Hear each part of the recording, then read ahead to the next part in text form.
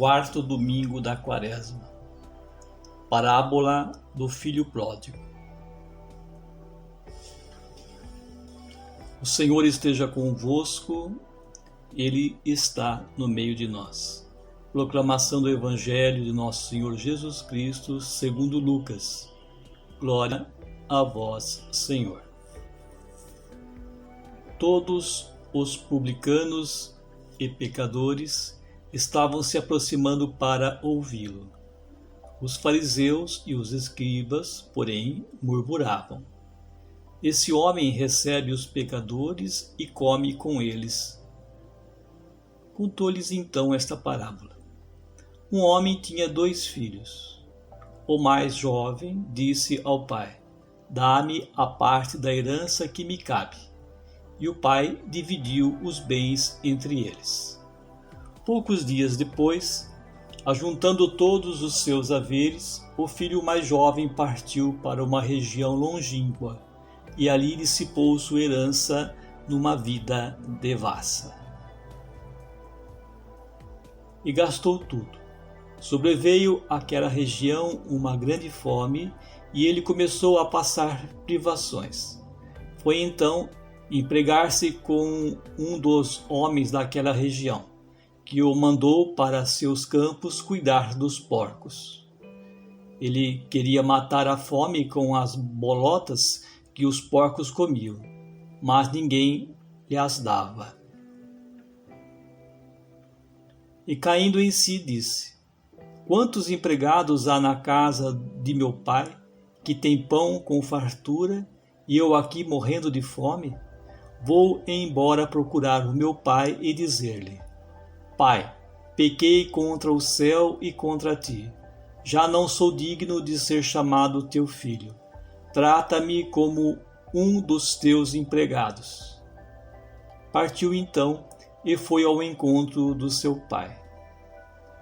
Ele estava ainda longe quando seu pai viu. Encheu-se de compaixão, correu e lançou-lhe ao pescoço, cobrindo-o de beijos. O filho então disse-lhe: Pai, pequei contra o céu e contra ti. Já não sou digno de ser chamado teu filho. Mas o pai disse aos seus servos: ide depressa, trazei a melhor túnica e revesti-o com ela.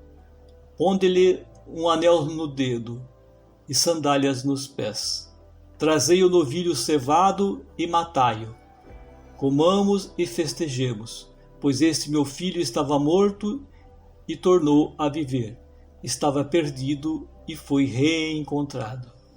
E começaram a festejar. Seu filho mais velho estava no campo. Quando voltava, já perto de casa, ouviu músicas e as danças.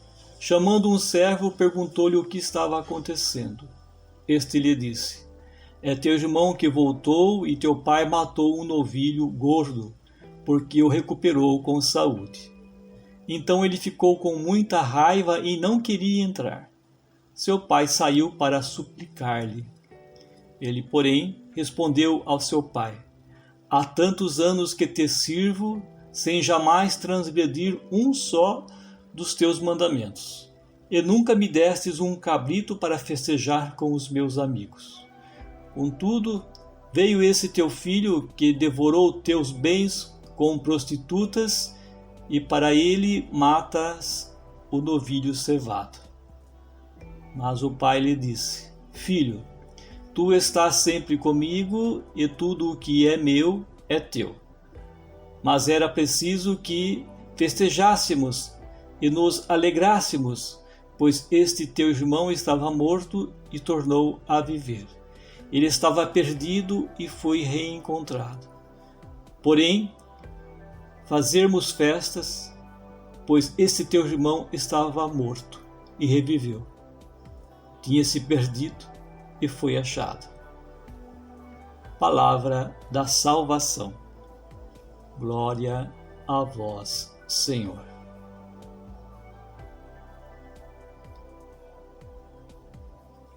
Jesus se encontra no meio de sua viagem até Jerusalém.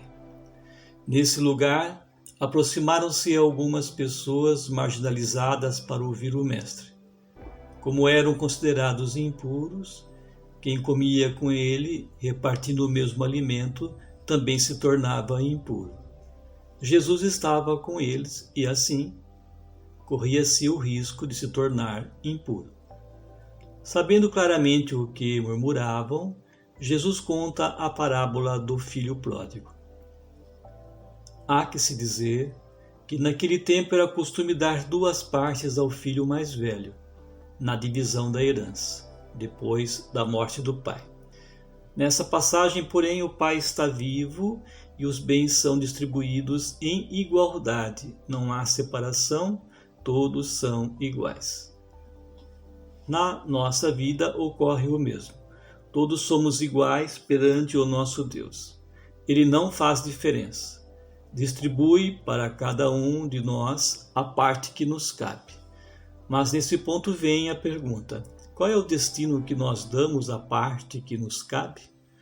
Deus nos deu a vida. O que fazemos dela? Deus nos deu o mundo todo. Tudo é nosso. Por que então nos preocupamos com as migalhas que adquirimos? O filho mais novo achou que ele estava certo, que deveria aproveitar a vida do seu jeito. Não deu ouvido a seu pai e ao irmão. Temos que destacar a grande liberdade que o pai ofereceu ao seu filho. No entanto, podemos sentir a mágoa, a frustração que guarda em seu coração. Sempre quis dar o melhor para os seus filhos. Deu com igualdade amor, carinho, alimento, casa, tudo o que eles precisavam para levar uma vida feliz e saudável.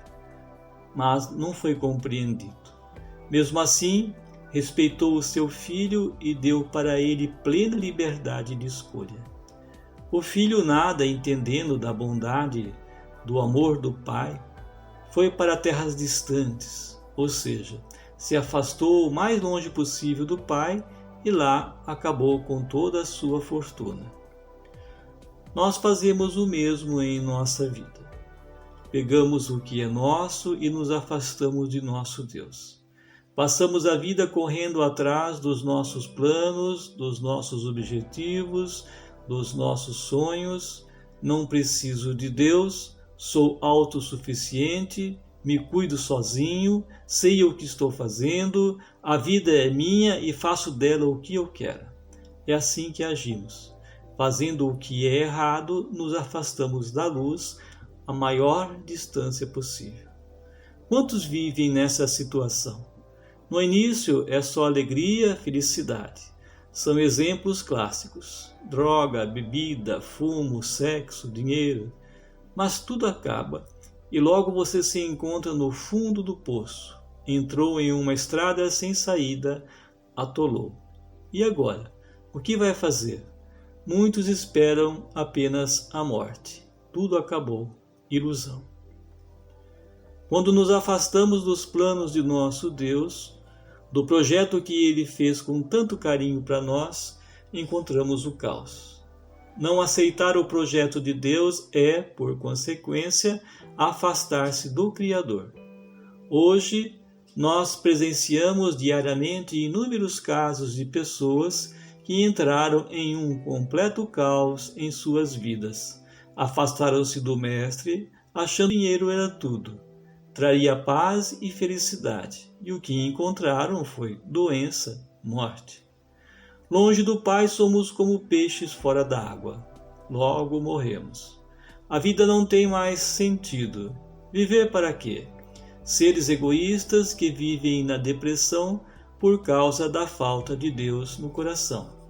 Felizes são aqueles que conseguem encontrar o caminho de volta. Mas antes que isso aconteça, sofrem e muito pelos seus erros, por estarem longe do Pai. Coitados, são aqueles que não encontram a saída. Comem o pão que o diabo amassou. Não existe outro, pois estão longe do Pai. Na verdade, são apenas eles que estão longe. O Pai está muito perto, na frente deles, estendendo as mãos, e esses nada percebem, não enxergam a graça de Deus. Eles sofrem e o Pai sofre com eles. Com paciência, Deus aguarda o nosso sim, a nossa decisão de voltar a Ele. Deus nos espera de braços abertos, ansioso pela nossa volta. Felizes são aqueles que, embora afastados do Pai, entendem os seus erros e têm a humildade suficiente para regressar à casa do Pai e pedir perdão. Muitos não acham o caminho de volta, ou demoram em entender que estão errados. Preferem passar a vida na miséria, comendo comida dos porcos, do que admitirem que estão errados e voltar para casa. Perceba o grande exemplo de humildade desse jovem que volta para casa, vencido, derrotado, mas volta e nada mais quer para si a não ser que o tratem como um simples empregado. Mas a bondade e o amor que o nosso Pai tem por nós está longe da nossa compreensão. Ele nos aguarda pacientemente de braços abertos e faz uma grande festa por causa do nosso retorno. Com certeza o Pai sabe que um dia voltaremos para casa. É só ter paciência e muito amor. E isso nós sabemos que Deus tem por nós. É só esperar. O pai tratou o filho como se não tivesse acontecido nada. Mandou que o filho se vestisse, devolveu o seu lugar, a sua dignidade, colocou o calçado, que é um sinal de liberdade, o anel, que era um sinal de poder da família. Com isso, ele pode usar novamente tudo o que o pai possui. Notem o amor do pai. Não fez perguntas, não quis saber o passado do filho, os erros que cometeu. Nada disso importa, pois ele voltou. Sem dúvida alguma, o pai sabe o que aconteceu com o filho, mas não importa. O passado já foi, o que interessa é o presente, o arrependimento, a volta do filho. Além disso, o pai faz uma grande festa. Está muito feliz pelo retorno do filho. Deus faz o mesmo conosco. Ele nos ama tanto e torce muito pelo nosso arrependimento, o nosso regresso. E quando esse desejo finalmente se realiza, ele fica muito alegre e feliz. O amor de Deus por nós é muito grande. Está totalmente fora da nossa imaginação. Ele nos espera de braços abertos, com muita paciência, com muita bondade, com muito carinho. Se queremos agradar a Deus, então devemos nos voltar para Ele, nos entregar a Ele de corpo e alma. Que seja feita a sua vontade e não a minha. E como filhos amados de Deus, temos a obrigação de conduzir os nossos irmãos que estão vivendo no pecado ao arrependimento, ao retorno ao Pai. O amor do Pai é muito grande e nos perdoa quando há o arrependimento. Para nós, porém, é muito difícil de entender esse grande amor que o Pai tem por nós. Muitas vezes, por falta de entendimento, nos comportamos exatamente como esse filho mais velho, ou seja, não damos oportunidades àqueles que erraram para se arrependerem e voltarem. Para nós, está consumado, é um pecador, então não merece perdão. Assim como esse filho mais velho agiu, a maioria de nós faz o mesmo, não aceita o retorno do nosso irmão no nosso meio. Já ouvi pessoa de muita vivência na igreja dizer assim: como pode tal pessoa distribuir comunhão? Eu conheço o passado podre dele. Este é um exemplo do filho mais velho agindo em nós. Pergunto ainda: o filho mais velho aceitou o seu irmão, entrou na festa e reconciliou? Ou preferiu ficar do lado de fora?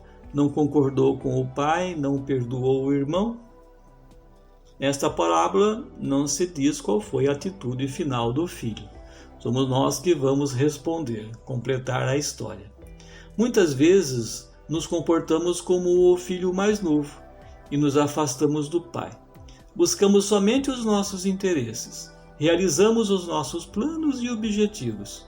Outras vezes nos comportamos como o filho mais velho que, embora tendo tudo o que o pai tem, ainda assim se comporta como um escravo.